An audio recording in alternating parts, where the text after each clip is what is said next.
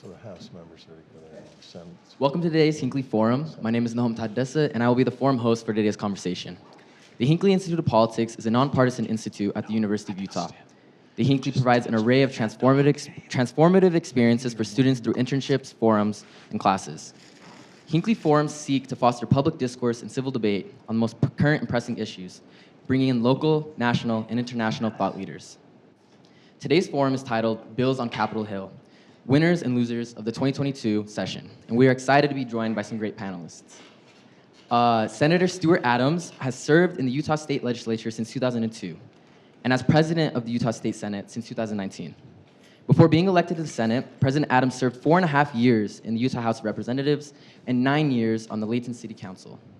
He's the former chairman of the Utah Transportation Commission and chairs the Military Installation Development Authority.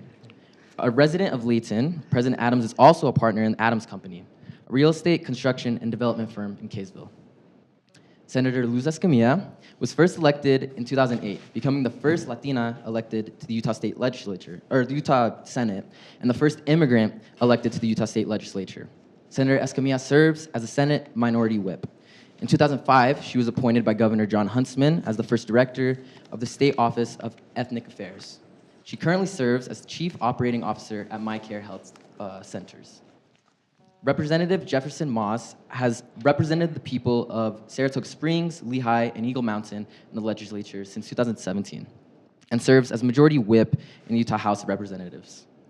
He previously served as on the Utah State Board of Higher Education Utah State Board of Education and the Saratoga City Council and Planning Commission, and currently works with the Utah System of Higher Education as the Point Innovation District Project Director. Representative Brian King was elected to the Utah House of Representatives in 2008 and serves as a minority leader since 2015. He represents Salt Lake City's East Bench and part of Summit County. When he's not in the legislature, King works as a self-employed lawyer focused on plaintiffs who are improperly declined health, life, or disability insurance. And today's panel will be moderated by Jason Perry, Vice President for Government Relations and the Director of the Hinckley Institute of Politics at the University of Utah. Jason brings more than 25 years of experience working in the public center, where he has worked extensively with policymakers at the local, state, and federal level. Most recently, Jason served as the Chief of Staff for Governor Gary Herbert. Thank you all for joining us today, and please join me in welcoming our guests today.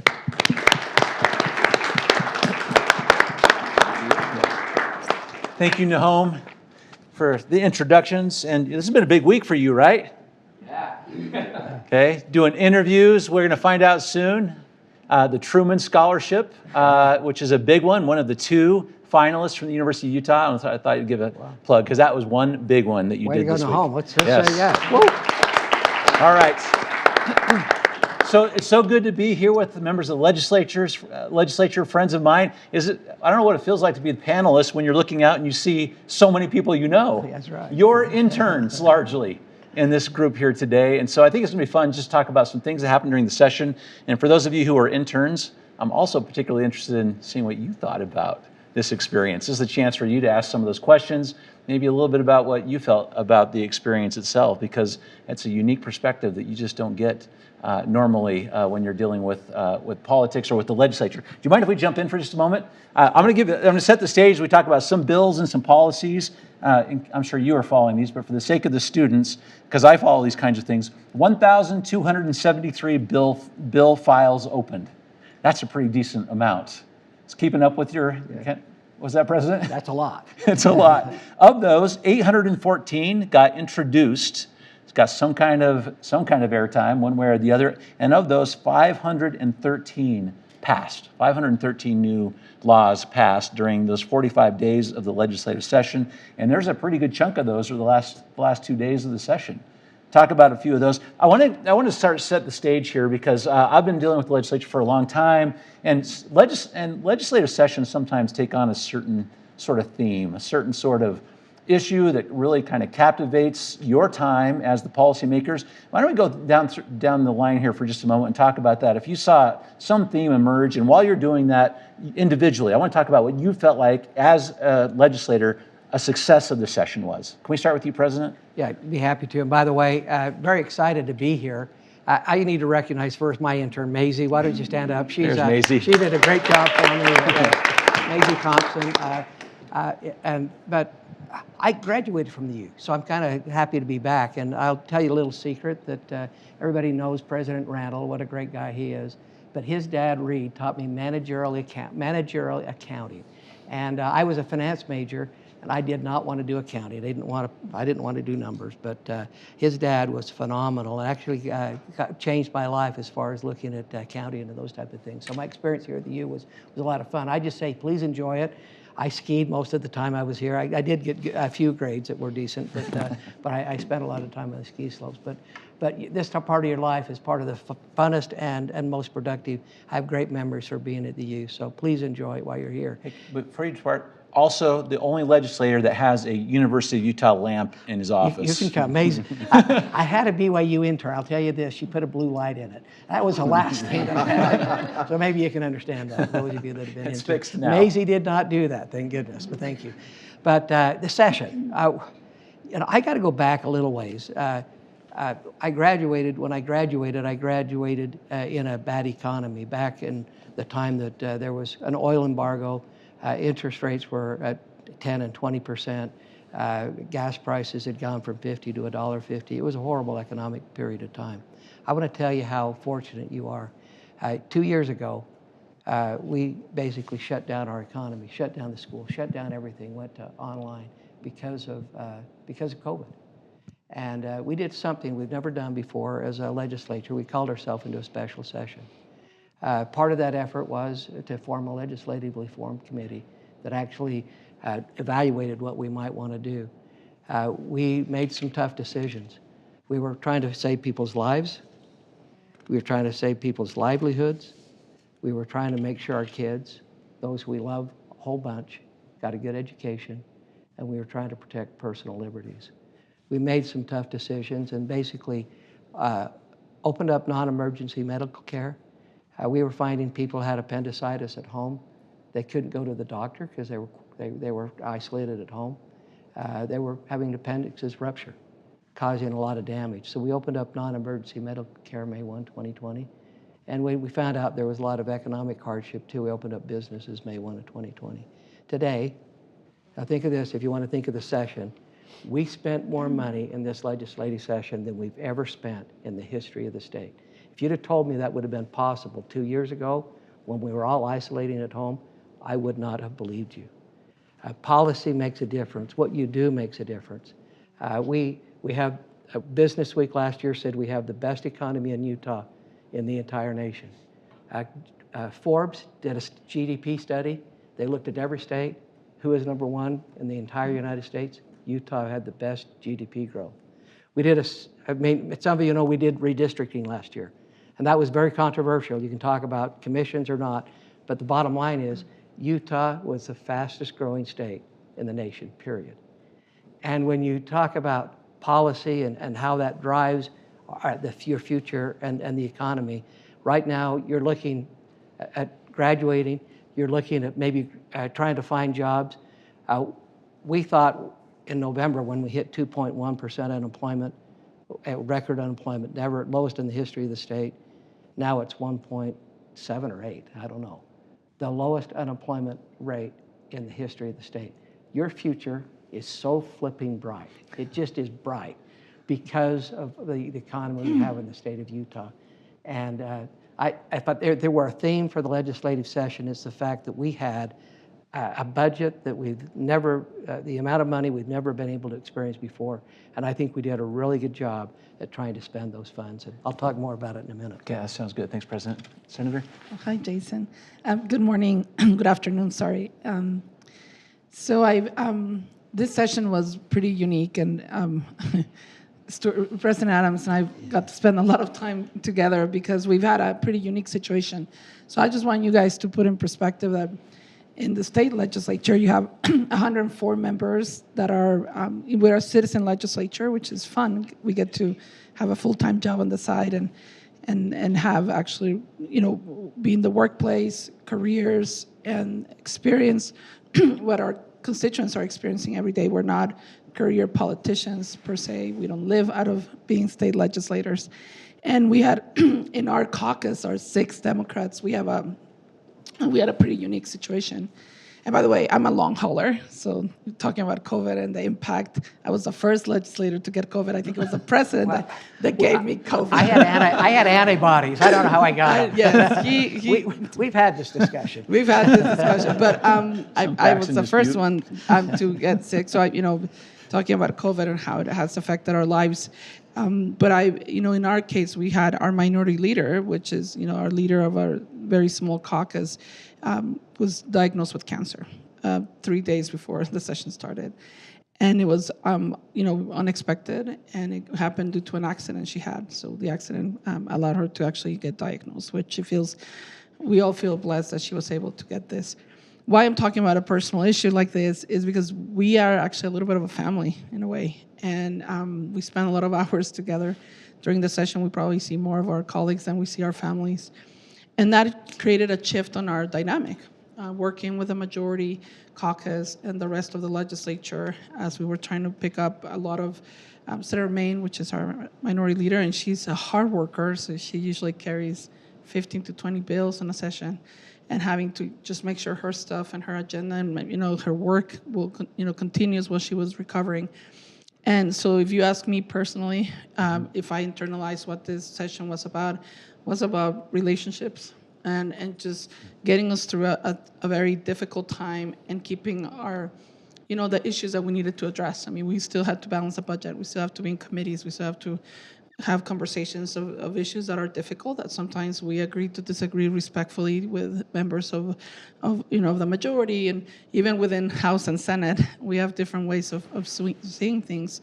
So to me, this, out of my 14 sessions, this was unique in the sense that it became very personal, and it was every morning, dealing with issues that maybe the public was not being aware, as we were still doing the business of the people.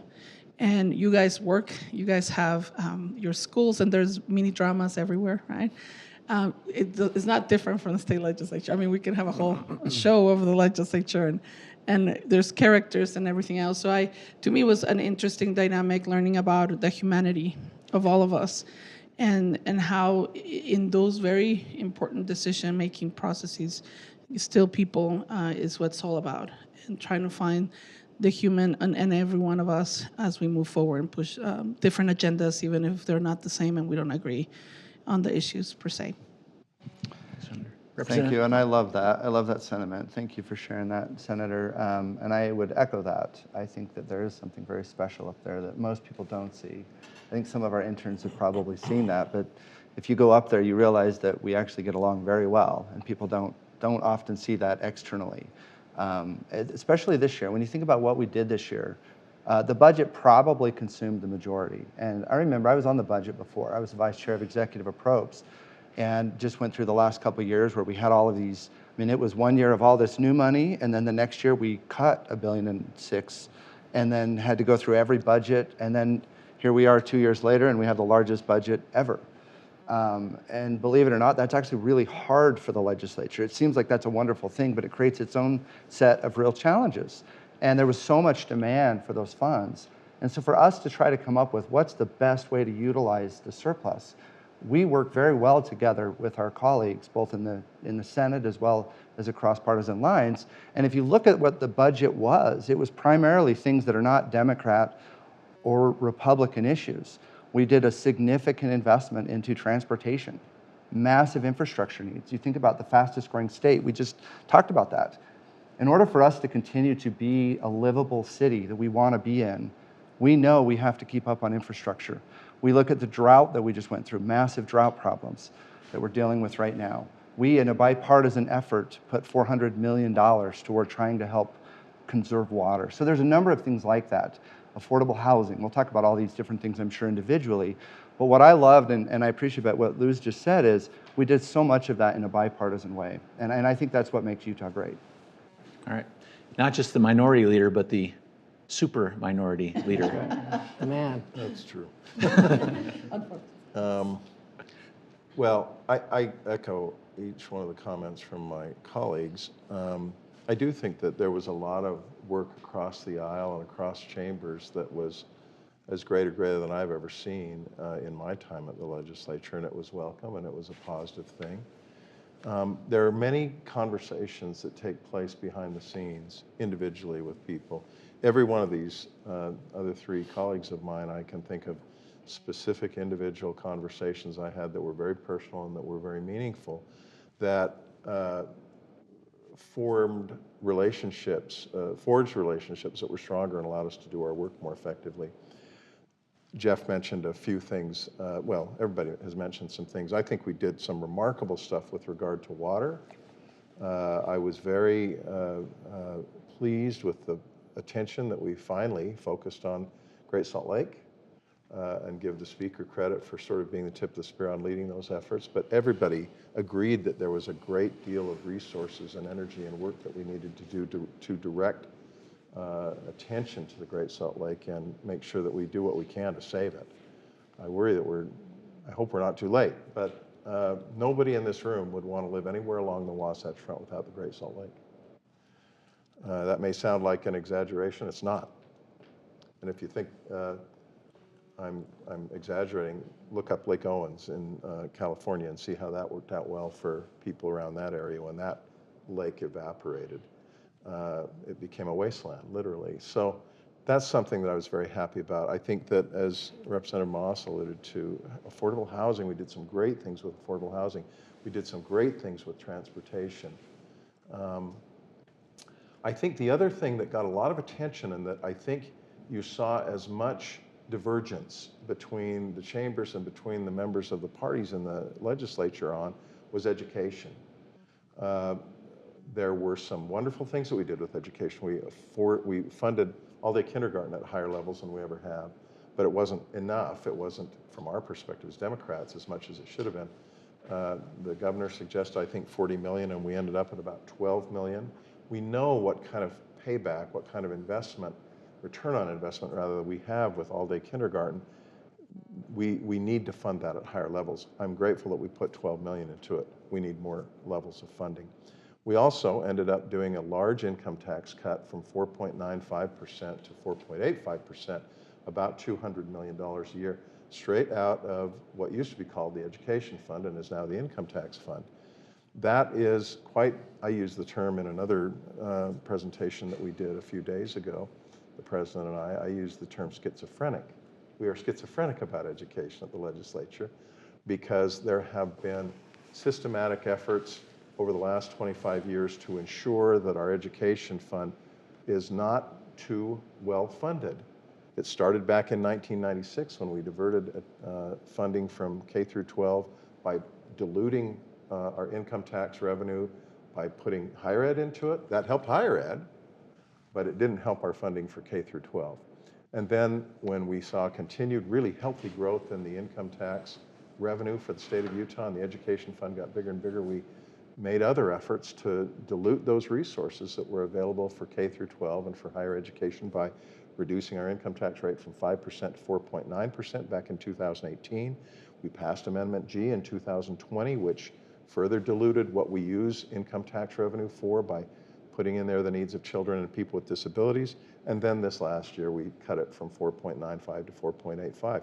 Every one of those actions had a significant and dramatic impact on reducing the amount of money available for public and higher education in this state. Now, we've done some things on the other end of the spectrum. Back in 2020, the legislature did some great things to increase funding in some significant and important ways. But overall, on the whole, I have to tell you, I am concerned that we are moving in the wrong direction in terms of our commitment to funding public and higher education.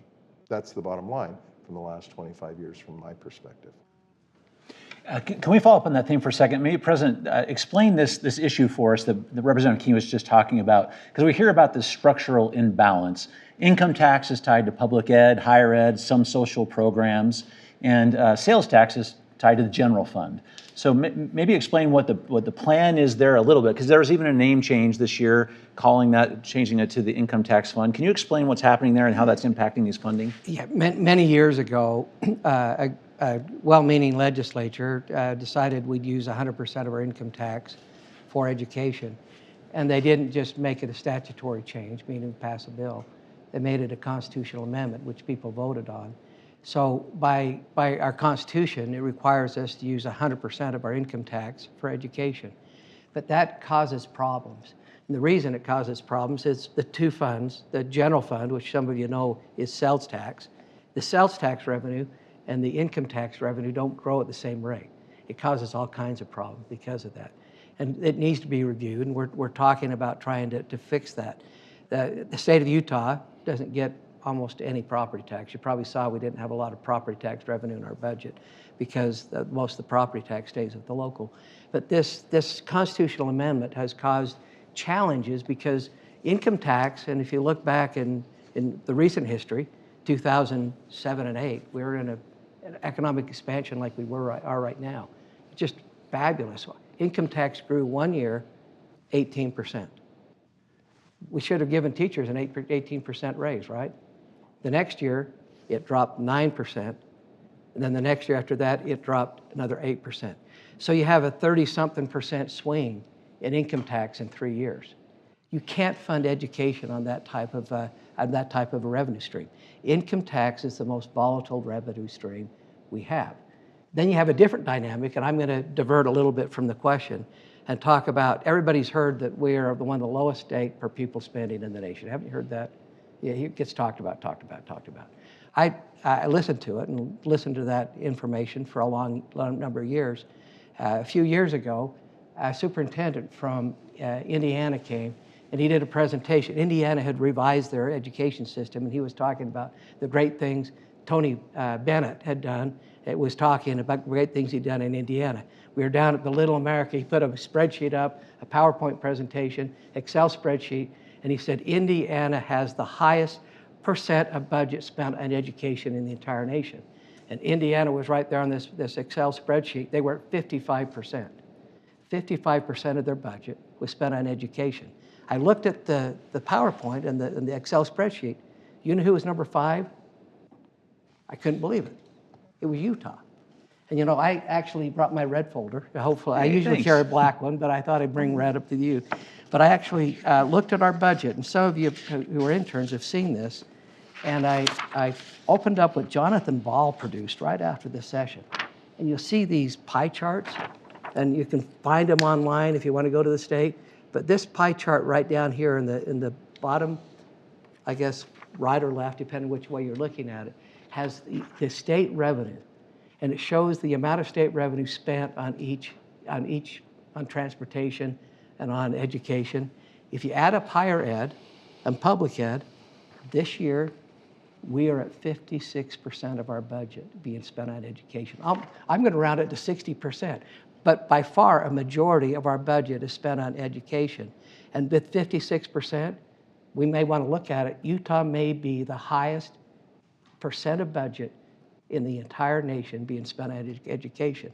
So the challenge I see is when you talk about per pupil spending, and I'm going to take another second here. If I'm in New York City and I have one child and I'm making $200,000 a year, maybe a low income for New York, that my per household income per child is $200,000.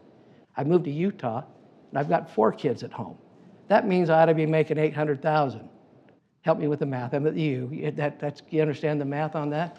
That just isn't functional. We have large families in Utah. We're always going to be at the low per pupil spending. But our effort by the legislature, there's not a legislator that I talk to that doesn't want to fund education at its highest level. Do you have a comment, Senator Escamilla? And then maybe after that, can you talk about your legislation on medical marijuana? Yes, they're fun. Those are fun.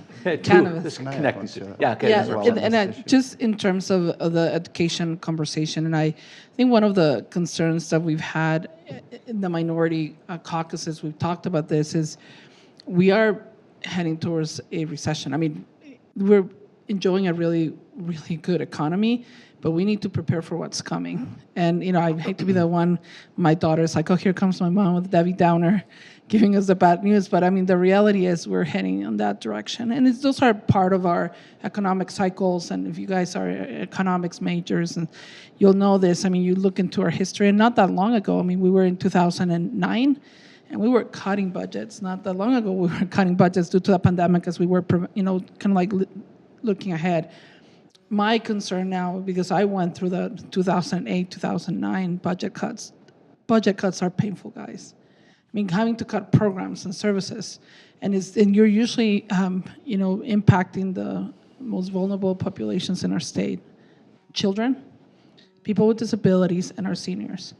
And I'm telling you, it's going to be brutal. So how do we prepare ourselves for what's coming? And we do have a good rainy day fund, which we did this year, and I'm glad. I mean, we are many things. Utah is many things, but one of the things we are is we try to get prepared for what's coming. So I'm concerned that as we were allocating some funds, and the tricky part with a very huge surplus, it was one-time funding.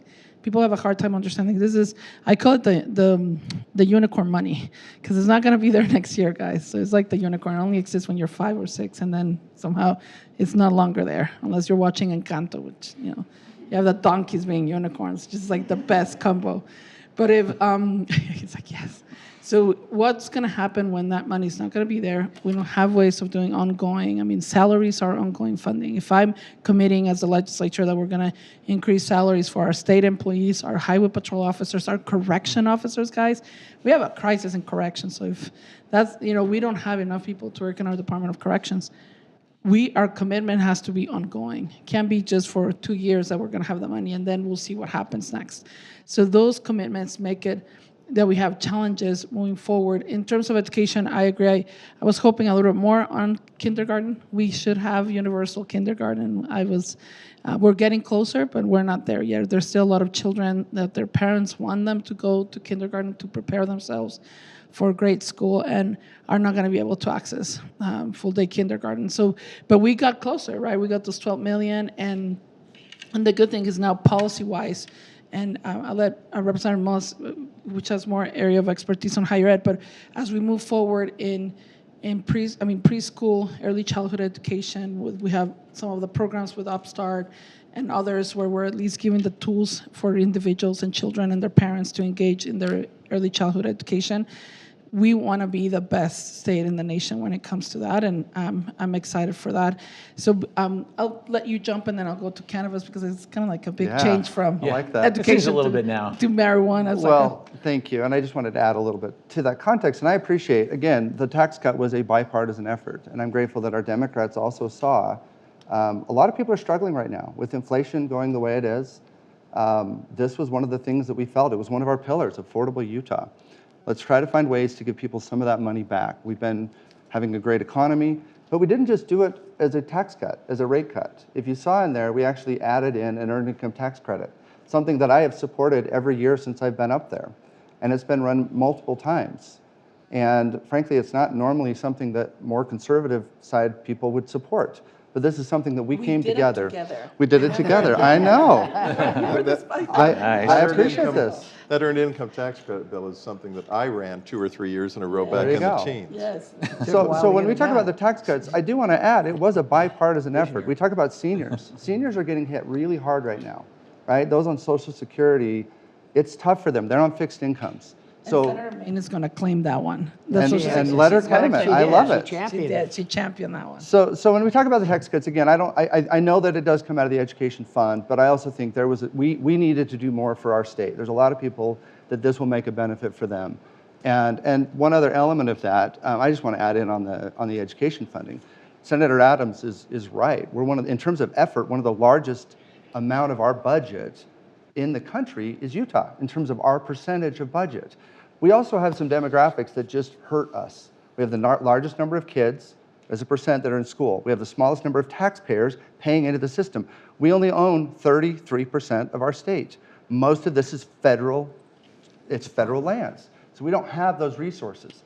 You can't raise any tax revenue from federal lands, is what you said. That's what we're trying to get to. So there are some challenges that Utah faces. That being said, Utah over the last 10 years has increased education funding by almost $2 billion. It is always our highest priority. My wife is a school teacher, so it's very personal to me, that we are trying to do what we can, given the dynamic we have, at the same time trying to make sure that our state continues to be economically a great place for business to be, so that we can continue to have businesses stay here, come here, so that we have jobs, that they pay income tax, that continues to grow the income tax. So there is a need to look at that little bit longer view than just looking at it this year. Okay, so medical cannabis. Is someone else? Oh, yeah. Well, the only thing I was going to say is Jeff Streitwing says it was bipartisan. I think all the Senate Dems voted against SB 59, didn't they? I know in the House Dems, Look it 11 up. of us You voted got an against. intern here. Look it up for me. That guy. Come on, They They Maisie. know how to Come look on, this Maisie. up. Let's I go. know what the House did. SB 11 of 59, us let me voted know. no Real-time on that fact income checking. tax cut. 6 of us voted yes. So Jeff's right, it was bipartisan. some fact But the checking. great majority of the Democrats voted against it. I think we did on the first versions, and then when they added the earned income tax, You may came have back, voted for we it. might have voted for. Yeah, I think they did as it went Yeah. over. But We let the first- House have the fun with the bill. So medical cannabis, guys, and Senator Vickers, which is the majority leader in the Senate, myself, and then Representative Ferry in the House, and Representative Ward, Representative Jennifer Daly Provost. We have a team of 5 legislators that spend a lot of months talking about medical cannabis. It's in its infancy, the program. I'm actually really proud of the program. It has evolved from a medical center program where we have the state working very closely with providers, growers, operators, pharmacists, as they bring a prescription available for our citizens in the state of Utah. And it's not an easy program because we're new to this. Everyone is new, by the way. It's still against the law at the federal level. So the challenge is, how do we as a state bring this opportunity, consumer protection pieces, so we have a a product that we can stamp, the state of Utah stamp, put on that product, making sure that is what the people are expecting for consumption, that the providers, medical providers, are feeling comfortable prescribing. And then you have a pharmacy system that could get it to in an accessible and affordable way. So it's a business plan. So if I have any business people, you guys can probably develop a whole business plan. It's really challenging. We started the program literally 2 years ago in the middle of the pandemic. It's like, oh, now the program is open, and what do you do now? I mean, just getting the card. So we've gone through everything of reviewing systems. So not only the procurement processes.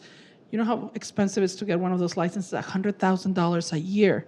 These growers are paying those licenses. The pharmacies are paying those licenses. So it's a self-paid program. So there's no funding from the state legislature. It's meant to be self-funded, and it is. It's actually going to create some revenues like the alcohol does for the state. So in that sense, it is moving in the right direction, but there's a lot of technical pieces as we implement. Sometimes bills look really well in paper, but then there's unintended consequences as the implementation looks very different. Executing what we put in a bill is really different than actually sometimes what the bill says. So we've been through this. Every year we're going to have bills of 100 pages. That's usually Senator Vickers and I we usually run the bills, and we have a contest to see which bill has more pages. We call them the Christmas tree because you just start adding ornaments to it.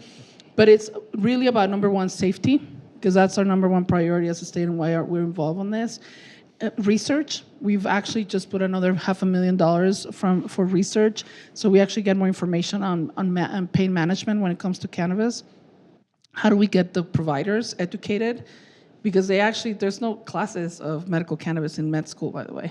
We are now working with our University of Utah Med School to make sure that information is available to med school students as they now get into the profession. And then how to make sure that patients get access to medical cannabis in a safe way and legal way within the state parameters. So we've done a lot of changes, and I think we did a lot of advertising. And as you know, we are very sensitive to the fact that we want to make sure children do not see this as like, oh, it looks like candy or gummy bears or whatever the case is. And that has been a shift on the culture of cannabis and marijuana, period. And in the state of Utah, we're very, very direct and very strict on how we do that. So a big part of my bill was just focusing on advertising and making sure all the rules apply for every person that engages with medical cannabis. Okay. Before we take some questions from the audience, I want to hit one more issue that you all have discussed a little bit in your responses. This is the issue of water, sort of the environmental thing. So we talk about that for just a minute because this was a a really big year for the legislature. I will note a bipartisan issue all the way. Representative King talked about the Great Salt Lake a little bit, but let's talk about what stems from that, because we're still looking at this next year, what might happen. Secondary water metering, for example, and water conservation. Who wants to start us off on this? Because this is really big. Representative Moss, for you first. Well, I'll jump in. Secondary water metering to me was a big deal because my city actually started this on their own about 4 years ago. And we did it ourselves, we self-funded it. And in that period of time, we've been able to conserve about 30% more water. So we actually had good data that said this is actually going to make a big difference. Representative, do you mind explaining what secondary water is? I'm Yes, not sure thank everyone you. knows that around so here you in have Salt your Lake. culinary water that just comes in, it's cleaned up. Secondary is like irrigation, what you'd use on your yards. It's treated versus not treated. Yeah, treated versus not treated. And in the past, I mean, I'd say currently, most people can water their lawns as many times as they want, and there's a flat rate that they pay. And there's no incentive to not use more water. And you see, you've probably driven around and you see somebody's yard who's just immaculately green in the middle of a drought. And you're going, how much water are you wasting? And what secondary metering does is it actually puts a system in place where you're tracking how much you use. And as you use more, it actually tiers up. So it costs more as you use more gallons. And so your incentives, when you get a bill that's really high and you realize, wow, I went way too much this year, it absolutely changes behavior. And so we've seen it on a smaller scale. A few cities had kind of been the pilot programs of this. But if we can do that statewide and we can conserve 20 to 30% of water just based on consumer behavior, that's what I believe this is going to do for the state. Yeah, I might jump in and just say, water is the only limiting factor for the growth in Utah. You heard that we only own 30% of our ground. We have tons of ground to build on. We'll have plenty of ground to find houses to build on, but we don't have plenty of water. Now, we need new water developed. The models show us that in the new water development, 70% comes from conservation. 30% comes from projects like Bear River Pipeline or Lake Powell. So the new development is only 30% of the water you're going to need, or your kids or grandkids are going to need to drink.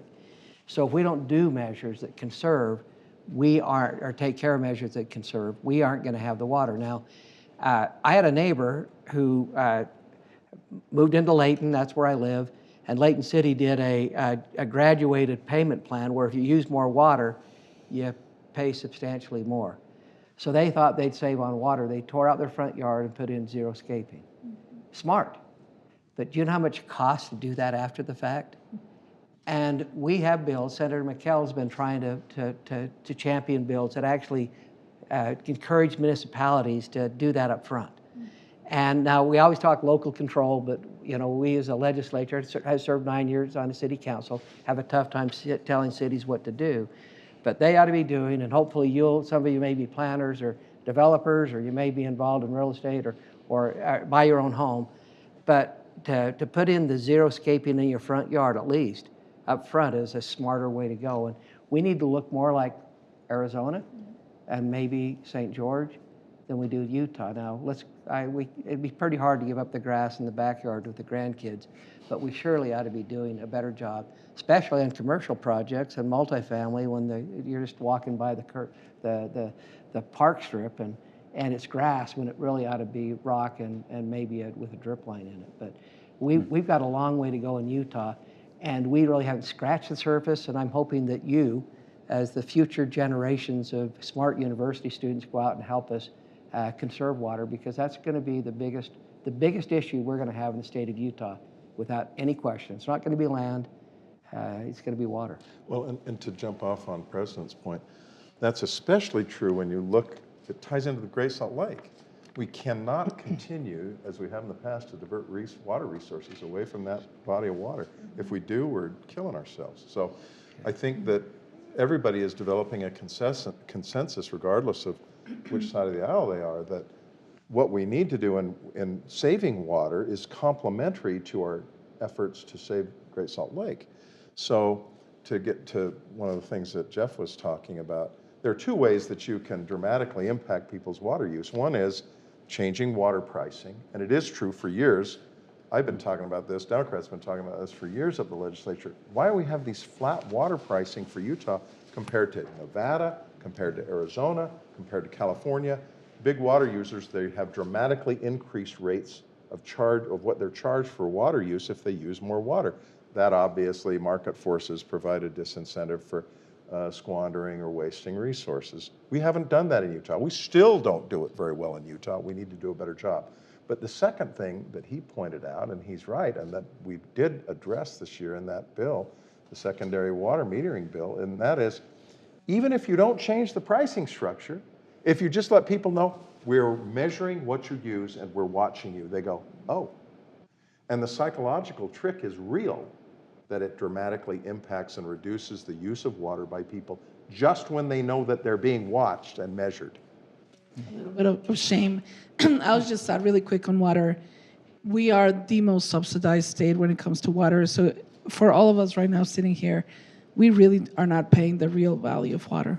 And I think we need to start educating our children and younger generations about the real value of water, and we're going to be in deep trouble, guys. I mean, as we develop at the rate that we're developing, which is great because it's growing, and that's just is a symbol of us becoming stronger and bigger.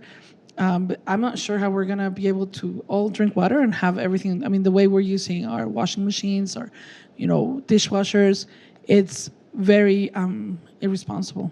So we need to have a shift of, like a cultural shift on the way we value water. And, we do it with power. I mean, it's really expensive. And you're in the summer and you're turning on that AC and you're like, oh, snap, this is going to cost me a lot of money.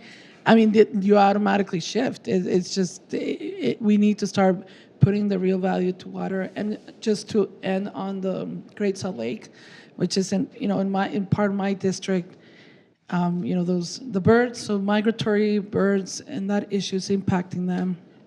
There's some fumes that are coming out now that is going to affect also our air quality. So that lack of water on the Great Salt Lake is also affecting our air quality. And it's critical because those fumes are what we call fugitive dust. That fugitive dust is going to come everywhere, including this place where we are right now. So look, where we live, we have the worst air quality, which is the northwest quadrant of Salt Lake City. And as it continues to get worse by the day, unfortunately. But those fugitive dust guys are gonna blow everywhere. So please know that it's not only gonna be in that area that the impact is gonna happen. We will all be sharing that as well. The issue of your generation, in my opinion. This will be a big issue if you're going to stay in Utah for the next generations, your generation. So, thanks. Very insightful. Can we have some questions? Any intern want to stand up? And Nahom, do you have a microphone ready to go? I'd like to hear what the interns have to say. Let's hear. Let's give us some feedback. Yeah, right here. Hey, nice to see you. Hey, get the microphone so we can have everyone hear really well. Thanks. No, you don't have to stand. You can do what you want. Representative Moss, you addressed that your wife is a teacher. Is there anything that you'd like to see the legislature do to help our teachers in the foreseeable future, given the barriers of COVID and what it's presented to our education system? Yeah, and I hope it's okay that I'm going to talk about a bill I ran, not to try to point to, but this was an issue that came up this year. During the pandemic, a lot of our teachers struggled, as we all know. And it was really, honestly, for a lot of our teachers, it was just trying to keep these kids' mental health okay, right? And frankly, a lot of our teachers went through some really difficult times. This year, they're trying to catch up, right? They're being told, hey, we're way behind. A lot of our students have dropped behind. So teachers are now asked, okay, last year, it was just kind of keep the wheels on. Now we need to really put more effort on getting these kids caught up. And they're feeling this incredible pressure. In addition, the state board asked every teacher to take what's called letters training, which was a great program. But it was in addition to, I'm trying to catch all these kids up. I'm trying to deal with my own mental health issues. And now you're asking me to do all this additional training, which many of our teachers were doing at nights, on weekends, and we're not really getting the time to deal with their own personal dynamics.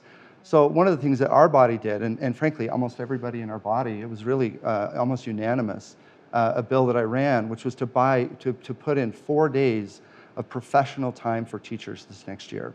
And not just directed down, this is what you must do, but it's really teacher-driven. So teachers working with their principals saying, hey, I want to work on these things. I know that my kid needs a little extra time here. I want to look at better data. I want to look at best practices. So we put that into this budget. So this next year, our teachers are going to have 4 additional days, not that they're going to be working, but they can use that funding at any time during their year to be able to catch up and get a breather, and then also put a little bit more money in their pocket, which I think will be very necessary for those teachers. I have a daughter who's a third grade teacher in Weber School District. She said the same thing. They just dumped a lot of requirements on her, and she's teaching and didn't have time to go do them. And so those prep days were really important. But the other thing she said, and we can't forget this, during COVID, she said the custodial staff, the cafeteria, the principal's assistants, when they had teachers go out, had to find more teachers. She said it just wasn't teachers. It was the entire organization. And the kids, I mean, they just really appreciated all the work that was done by not only the teachers, but the entire team that helped the kids. It was pretty special in her school. Excellent. Okay, another question. Or someone want to give a plug for the internship? Something great. Yes, over here. Thanks. Well, I'll gladly plug the internship. It was fantastic. And my question is for the panel, and my question is sort of about momentum.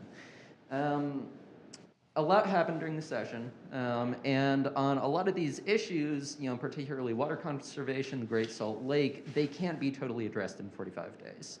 And they're going to need follow-up in the interim and in the future.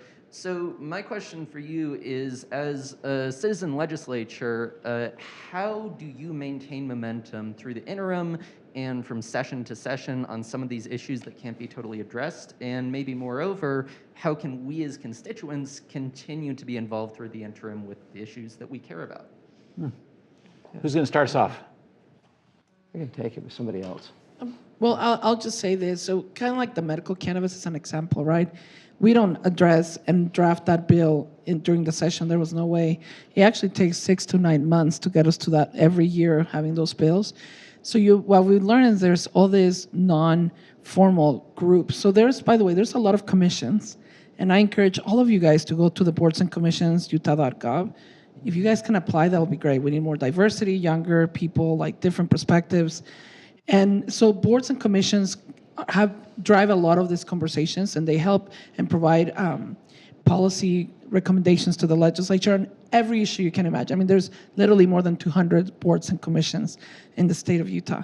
But then you have these ad hoc groups that have just come together to make sure that legislators have become experts in a way, or semi-experts, are continuing that conversation engaged with constituents and constituent groups. There's a lot of advocacy groups that are engaged, industry engaged on these different types of conversations. The water bills have been going on for 10 years. Like every year you see bills. I mean, we've had, education the same. So it depends on the area that you're interested. I will say find legislators that are working those areas, because they can probably direct you to the different groups. We continue to work on issues related to healthcare and children. The president's tired of hearing from me on that, but we're going to make it, right? I mean, we're trying to expand coverage for children. What do we need to do? We do it with cannabis. We're doing now, for example, our inmates and health. We've seen some decrease of healthcare access for some of our inmates and their quality of care. What are we doing as a state? So now we created a little ad hoc group that's talking to parents and families of inmates because of a recent audit that came out. So a lot of it also comes from audits, right? Some of the times we learn about some gaps and problems that we have in our state government system through those audits. And then you see groups coming together. So interims are where you see a lot of these bills, but also just those ad hoc groups coming together. You will see them working during interim, and then you'll see new bills coming.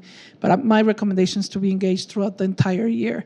Legislators are not it sounds like a part-time job. They're not.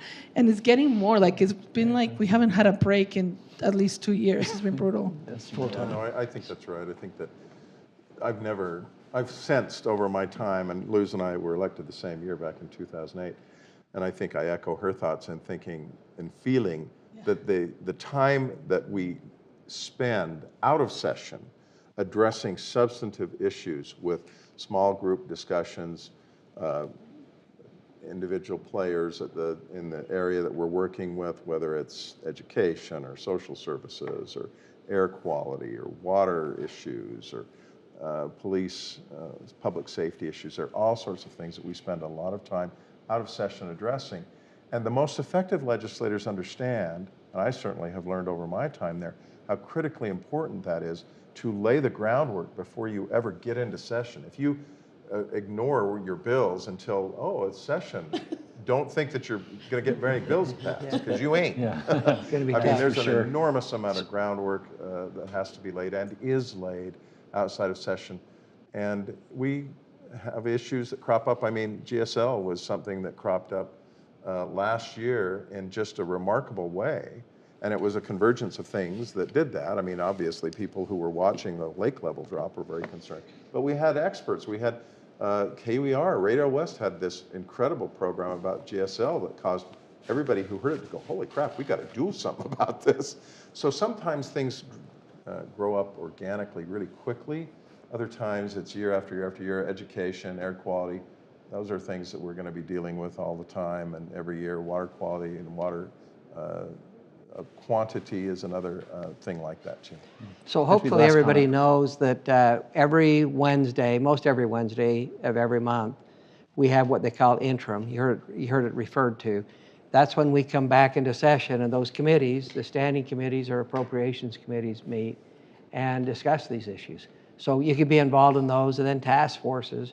It's all on our calendar, our websites, but we'd like to see the interns back and help give public comment. Tell us what we're doing right or wrong, and give us some feedback. But those are great things to be involved in. So thanks for the question. Sadly, that's going to have to be it today. Before we give you a round of applause, thank you for taking our interns. What an amazing experience that we all have during that session. You all have had a view that no one gets, and understanding the people behind the policies is really powerful. And understanding how the process works, powerful also. That's a great lesson. And thank you all, because we enjoyed having our interns with you. Let's give a hand for this great panel. Thank you. Yes. I'll give you a hand. Okay. Hey, how about the interns? It's the interns, yes. Oh, yes. All right, Yuri Ward, you can say hello, and then pizza out in the hall for you. Wow, how It just did you do never, that? the good stuff never ends around this place. Oh, well, All right. Thanks, everyone. thank you. Great job. Let me take this off of you.